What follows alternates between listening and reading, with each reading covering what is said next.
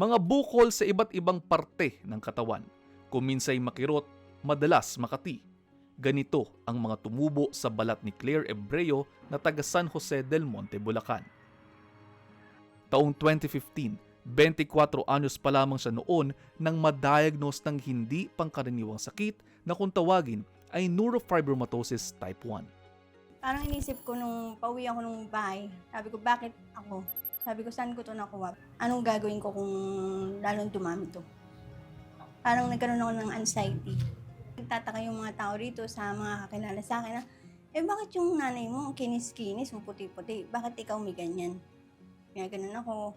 So ako, kahit na masakit, hiningitian ko na lang din. Tapos after nun, pag umuwi ako sa bahay, nagkukulong ako sa kwarto, nalulungkot ako. Palaisipan kay Claire kung paano at saan niya ito nakuha. Lalo at sa pagkakaalam niya, walang may ganitong sakit sa mga kakilala niya sa pamilya. Namamana daw po.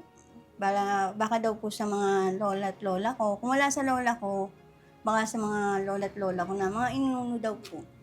Minsan nga sinasabi sa akin din na baka kinulam daw ako. Kaya daw ganito, may ganito. Tapos mayroon din po sinasabi sa akin ng iba na kaya daw ganito yung balat ko, marami daw ganitong bukol kasi daw madumi daw dugo ko. Ang neurofibromatosis type 1 ay isang genetic condition. Ibig sabihin, maaaring namamana. May mga tumutubong tumor sa mga ugat, sa balat, sa utak at iba pang bahagi ng katawan. Para mas maintindihan natin, ipinaliwanag ito ng isang dermatologist. So ito, nakukuha ito dahil sa isang defectibong gene, no? So yung NF1 gene.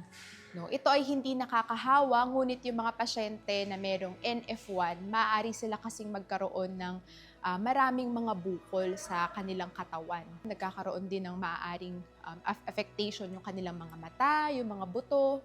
Pwede rin magkaroon ng problema sa kanilang cognitive ability. No? So maaaring mahirapan sila mag-aral or minsan yung ibang mga pasyente, yun nga, dahil may problema sa buto, short yung stature nila or medyo mas maliit sila.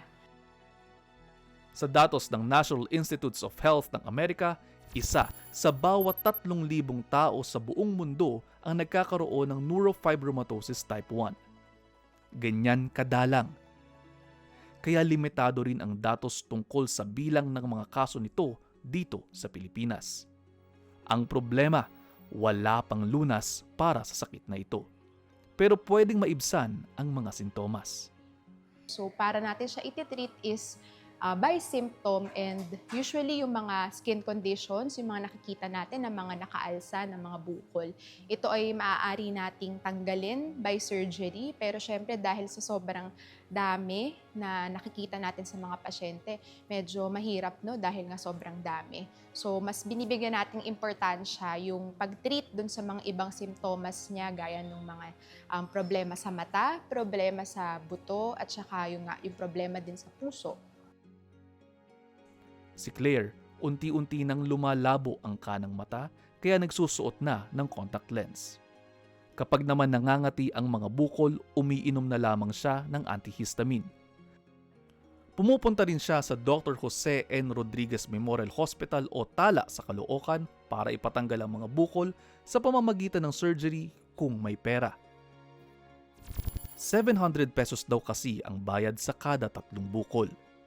Discounted na raw yan dahil sa kanyang PWD card. Meron akong balak patanggal yun dito ko banda sa puwet. Kaso sabi sa akin sa neurosurgeon na hindi mahirap pag tinanggal daw. Hindi daw makakadumi ng maayos. Baka daw mahirapan ako makadumi. Hindi naman na nagpamilya si Claire sa takot na baka mahawa rin nito ang kanyang magiging anak. Sobra-sobra na yung discrimination na tatanggap ko eh. Paano na lang pag nagkaanak ako?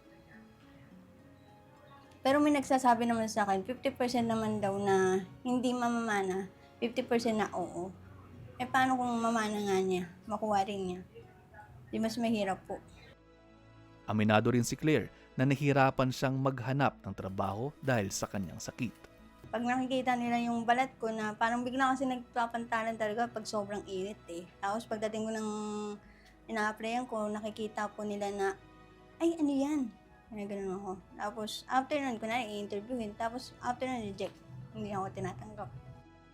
Mabuti na lamang daw at tinanggap siya ng isang grocery store na malapit lamang sa kanila. Nagtatrabaho siya ngayon doon bilang taga-ayos ng mga paninda. Masayang masaya po. Hindi ko na kailangan isipin kung paano ko kikita, kung paano ko mabubuhay na ganito na lang ba. Hindi naman porket may neuro-fibro ako, magugunaw yung mundo ko eh. Tutuloy ko yung buhay ko kahit na may ganito ako.